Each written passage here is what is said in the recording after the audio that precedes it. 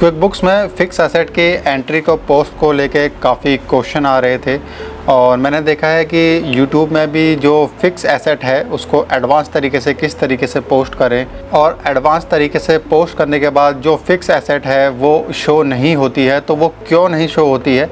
अगर कोई एसेट है जिसको आपने 3 महीने पहले बाय किया है तो उसका जो डेप्रिसिएशन है वो हमारे फाइनेंशियल में क्यों नहीं शो होता है। तो आज का वीडियो इसी के बारे में है और आई होप कि आज का वीडियो आपको काफ़ी इंटरेस्टिंग लगेगा और साथ में आपको कुछ ना कुछ सिखा के जाएगा।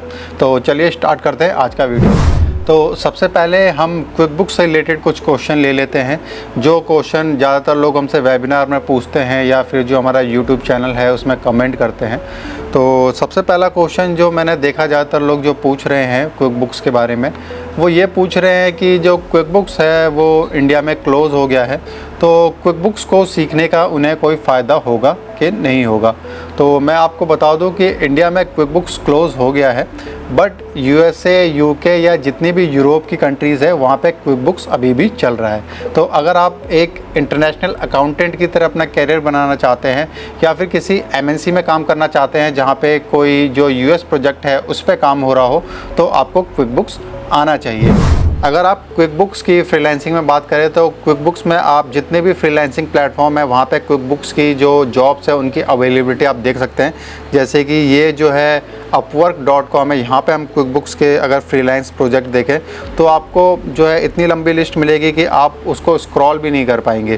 तो इतनी ज़्यादा डिमांड है अगर आप एक इंटरनेशनल अकाउंटेंट बनना चाहते हैं क्विकबुक्स की। तो यहाँ पे हमने जो क्विकबुक्स है उसको टाइप किया है और यहाँ पे आप देख रहे हैं बुक कीपर है, यूएस पेरोल कंसल्टेंट है, मैंडेटरी ऑडिट है, क्विकबुक्स ऑनलाइन कॉस्ट प्लस। तो क्विकबुक्स की अगर आप फ्रीलांसिंग करना चाहते हैं और इंटरनेशनल अकाउंटेंट बनना चाहते हैं तो क्विकबुक्स आपको आना ही चाहिए, क्योंकि अगर आप 10 प्रोजेक्ट कर रहे हैं तो हो सकता है कि उसमें से 8 प्रोजेक्ट आपके क्विकबुक्स से रिलेटेड ही हों। और अगर आप जॉब करना चाहते हैं इंडिया में किसी ऐसे कंपनी में जॉब करना चाहते हैं जो यूएस के लिए अकाउंटिंग की सर्विस प्रोवाइड कराती है, तो वहाँ पर भी आपको जो क्विकबुक्स है वो बहुत ज़्यादा देखने को मिलेगा। तो अगर मैं क्विकबुक्स की बात करूँ, क्विकबुक्स की अगर हम जॉब सर्च करें तो ऑलमोस्ट यहाँ पे अगर हम देखें तो टोटल क्विकबुक्स की 60,000 जो जॉब्स हैं क्विकबुक्स की शो हो रही हैं। तो इससे आप अंदाज़ा लगा सकते हैं कि जो क्विकबुक्स है वो अभी भी बहुत ज़्यादा यूज़ हो रहा है, इंडिया में भी यूज़ हो रहा है और यूएसए में भी यूज़ हो रहा है। क्योंकि इंडिया में जो बहुत सारी जो कंपनी है, छोटे छोटे केपीयू हैं, वो यूएस के लिए प्रोजेक्ट कर रहे हैं, जैसे हम भी यूएस के लिए प्रोजेक्ट करते हैं, यूके के लिए प्रोजेक्ट करते हैं। तो उस केस में जो क्विकबुक्स है उसकी रिक्वायरमेंट आती ही आती है। जो दूसरा क्वेश्चन जो ज़्यादातर लोग हमसे पूछ रहे हैं वो पूछ रहे हैं कि क्या जो क्विकबुक्स है वही एक सॉफ्टवेयर है जो फ्रीलांसिंग के लिए यूज़ हो रहा है। तो इसका जो जवाब है वो ये है कि फ्रीलांसिंग में हो सकता है कि कोई भी कंपनी कोई भी सॉफ्टवेयर यूज़ कर रही हो, लेकिन जो ज़्यादातर जो सॉफ्टवेयर यूज़ हो रहा है वो क्विकबुक्स यूज़ हो रहा है। अगर मैं अपने जो एवरेज वर्क की बात करूँ, जितने मैंने प्रोजेक्ट किए हैं, तो उसमें से जो 80% जो कंपनीज थी वो क्विकबुक्स को यूज़ कर रही थी। इसके अलावा अगर आप फ्रीलांसिंग करते हैं तो आपको बहुत छोटे लेवल पे आपको जीरो भी देखने को मिल सकता है, आपको यार्डी भी देखने को मिल सकता है। तो इस तरीके से बहुत सारे अलग अलग छोटे छोटे सॉफ्टवेयर हैं जो भी आपको देखने को मिल सकते हैं। बट जो क्विकबुक्स है वो अगर आप फ्रीलांसिंग करते हैं और मल्टीपल प्रोजेक्ट्स पे काम करते हैं तो जो क्विकबुक्स है उसकी रिक्वायरमेंट आपको कहीं ना कहीं देखने को ज़रूर मिलेगी। उसके बाद जो तीसरा क्वेश्चन जो ज़्यादातर लोग मुझसे पूछते हैं वो ये पूछते हैं कि जो प्रो एडवाइज़र का सर्टिफिकेशन है जो क्विकबुक्स की तरफ से इशू होता है, क्या वो फ्री है कि नहीं। तो मैं बता दूं कि जो क्विकबुक्स प्रो एडवाइज़र का सर्टिफिकेशन है वो बिल्कुल फ्री होता है। अगर आपके पास क्विकबुक्स का अकाउंट है, प्रो एडवाइज़र का अकाउंट है, तो आप उसके बाद जो क्विकबुक्स का जो एग्ज़ाम है उसको आप पास करेंगे और अगर आप एग्ज़ाम पास कर लेते हैं तो क्विकबुक्स की तरफ से आपको फ्री में सर्टिफिकेशन मिलता है। उस सर्टिफिकेशन को आप जब भी किसी फ्रीलांसिंग प्रोजेक्ट पे के लिए अप्लाई कर रहे हैं तो उस सर्टिफिकेशन को आप अटैच कर सकते हैं, या फिर किसी भी जो इंटरनेशनल कंपनी है वहाँ पे आप इंटरव्यू के लिए जा रहे हैं जहाँ पे जो यूएस प्रोजेक्ट है उन पे काम होता है, क्विकबुक्स पे काम होता है, तो वहाँ पर भी आप जो अपना सर्टिफिकेशन है उसको आप शो कर सकते हैं। ये जो सर्टिफिकेशन है क्विकबुक्स की तरफ से ही आपको मिलता है जो आप उसका एग्ज़ाम क्लियर करने के बाद पास करते हैं।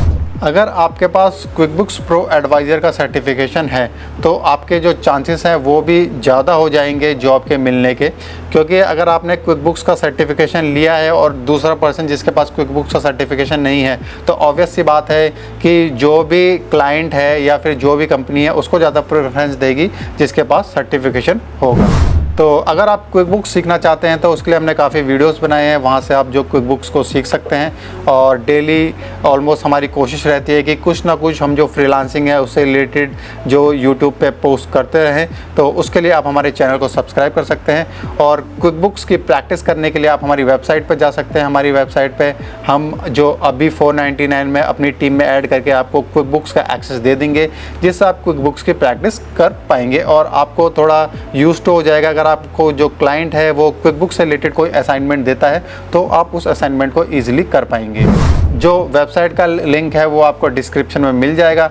इसके अलावा अगर आपको कोई क्वेश्चन है तो आप नीचे जो हमारी वेबसाइट है उसमें जो मोबाइल नंबर दिया है वहाँ पे आप व्हाट्सएप कर सकते हैं और जो भी आपकी क्वेरी है उसको आप पूछ सकते हैं। हमारी कोशिश है कि ज़्यादा से ज़्यादा जो फ्रीलांसर्स हैं वो इंडिया से हों, क्योंकि जो फ्रीलांसिंग है उसमें जो स्कोप है वो धीरे धीरे काफ़ी इंक्रीज़ हो रहा है। जो फ्रीलांसर में रेटिंग की बात करें कि नंबर ऑफ़ फ्रीलांसर किसके कंट्री के ज़्यादा हैं, तो उसमें जो सबसे पहले यूएसए है, उसके बाद यूके है, फिर ब्राज़ील है, फिर पाकिस्तान है, फिर यूक्रेन है, फ़िलीपींस है, उसके बाद इंडिया आता है। तो हमारी कोशिश ये है कि हम जो नंबर ऑफ़ फ्रीलांसर है उनको बढ़ाएँ और ज़्यादा से ज़्यादा जो फ्रीलांसिंग है उसके बारे में अवेयरनेस क्रिएट करें।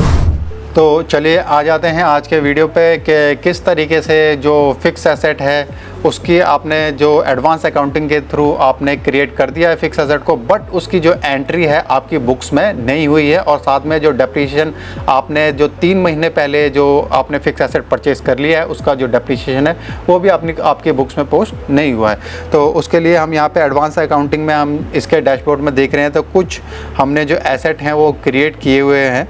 तो यहाँ पे जो हमारा जो सबसे लेटेस्ट जो हमने एसेट क्रिएट किए हैं वो डेल कंप्यूटर और कंप्यूटर SCL है और ये जो दोनों एसेट है ये हमने फिक्स एसेट के अंडर क्रिएट किए हुए हैं। तो अगर हमने अपनी बैलेंस शीट को देखें तो जो भी हमारे जो फिक्स एसेट जब हम परचेज़ करते हैं जिस पर डेप्रिसिएशन लगना है तो वो ऑब्वियस सी बात है कि आपकी बैलेंस शीट में शो होनी चाहिए।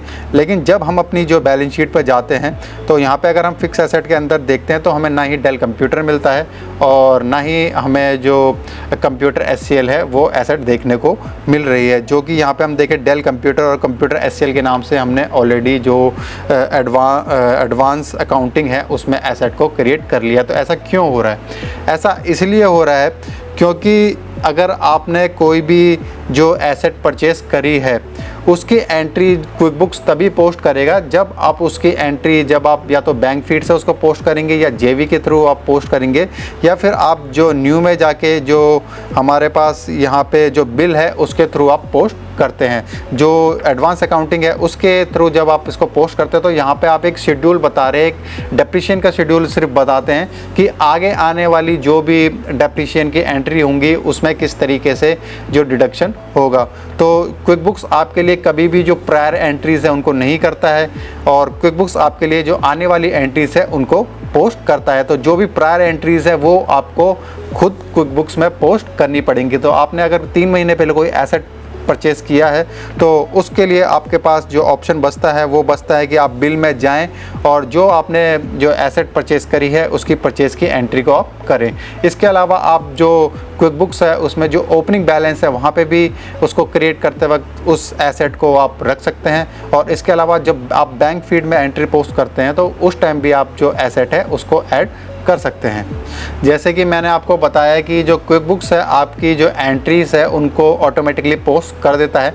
तो उसको चेक करने के लिए जैसे हमने जो पुरानी जो हमने एसेट क्रिएट की हुई है जैसे कार है, मशीनरी है, तो उसके लिए अगर हम फिक्स एसेट के जो लेजर पे जाते हैं तो हमें डेप्रिसिएशन की एंट्री देखने को मिलती है। तो जैसे ये हमारा जो कार है इसके अगर हम बैलेंस शीट में लेजर पे जाएँ तो हमें जो डेप्रिसिएशन की एंट्री देखने को मिलेगी, तो उस एंट्री को हम देख लेते हैं। तो इससे आप आइडिया लगा सकते हैं जो क्विकबुक्स है ऑटोमेटिकली आपकी जो फ्यूचर में आने वाली जो एंट्रीज है उनको पोस्ट करेगा। तो यहाँ पे एक जनरल एंट्री जो ये पोस्ट हुई है ये क्विकबुक्स ने ऑटोमेटिकली पोस्ट की है। इसको देख लेते हैं कि क्विकबुक्स ने इसमें क्या पोस्ट किया है। तो यहाँ पे क्विक बुक्स ने ऑटोमेटिकली एंट्री पोस्ट करी है, जिसमें जो कार है उसको उसने क्रेडिट कर दिया है और जो डेप्रिशिएशन है उसको डेबिट कर दिया, यानी कि कार की वैल्यू घटा दिया, डेप्रिशिएशन को जो एक्सपेंस है उसको इंक्रीज़ कर दिया। तो इस तरीके से जो क्विक बुक्स है आपकी एंट्री को पोस्ट करेगा। और जहाँ तक प्रायर ईयर के डेप्रिशिएशन की बात है, तो आपको प्रायर ईयर की एंट्री पोस्ट करने के लिए आपको जेवी पे जाना है, और जेवी पे जाने के बाद यहाँ पे जो जनरल एंट्री है उसको आपको पोस्ट कर देना है। तो यहाँ पे हम अदर में चले जाते हैं और अदर में जाने के बाद जेवी में चले जाएंगे। तो जो भी एक्सपेंस आपका प्रायर है, जैसे कि अगर हम यहाँ पे फिक्स एसेट में अब हम जाते हैं, तो फिक्स एसेट में अगर हम इसका शेड्यूल देखते हैं, तो फिक्स एसेट में इसका शेड्यूल देखने के लिए जैसे यहाँ पे ये डेप्रिशिएशन है, इसमें हम यहाँ इसको थोड़ा और, तो यहाँ पे एक्शन पे जाके हम व्यू पे जाते हैं, और व्यू पे जाने के बाद हमें पूरा पता लग जाएगा कि प्रायर ईयर डेप्रिशिएशन क्या है और क्या एंट्री होनी चाहिए। तो इस वाली एंट्री में कोई प्रायर ईयर डेप्रिशिएशन नहीं था। तो यहाँ पर जैसे ये जो इन्वर्टर है इसके लिए हम व्यू पे जाते हैं, और इसके बाद इसके लिए हम एक्शन पे जाते हैं। तो यहाँ पे हम देखें जो टोटल डेप्रिशिएशन है वो 4999 है, और इसमें जो प्रायर डेप्रिशिएशन है वो 95,833.35 है। तो ये आपको मैनुअली एंट्री पोस्ट करनी पड़ेगी जेवी के थ्रू, तो तभी आपका जो डेप्रिशिएशन है आपकी बुक्स में शो होगा।